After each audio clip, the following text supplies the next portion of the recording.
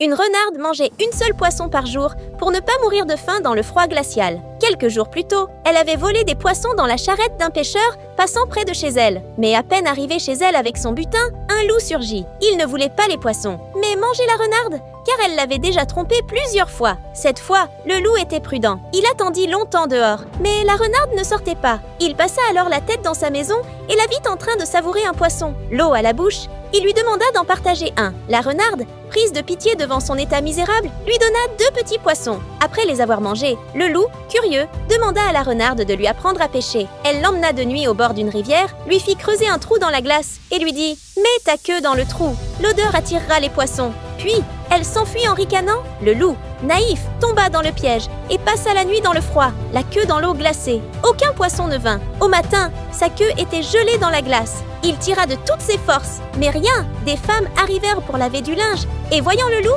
le battirent avec des bâtons. Terrifié, il cassa sa queue pour s'enfuir et courut chez la renarde pour se plaindre. « À cause de toi, j'ai perdu ma queue !» cria-t-il. Mais la renarde le blâma. « T'es trop gourmand, t'as voulu attraper trop de poissons d'un coup, c'est pour ça que ta queue est restée coincée. » Le loup, confus, se dit qu'elle avait peut-être raison. Puis la renarde ajouta « Oublie ça, il y a un mariage au village ce soir. Tout le monde sera occupé. On peut voler dans la cuisine. » Ils firent un plan, s'infiltrèrent et commencèrent à manger. La renarde prévint le loup. « Mange doucement, sans bruit !» Mais le loup, glouton, faisait du vacarme. Une fois rassasié, la renarde s'échappa discrètement et se mit à chanter bruyamment dehors. Les villageois, alertés, attrapèrent le loup et le battirent encore.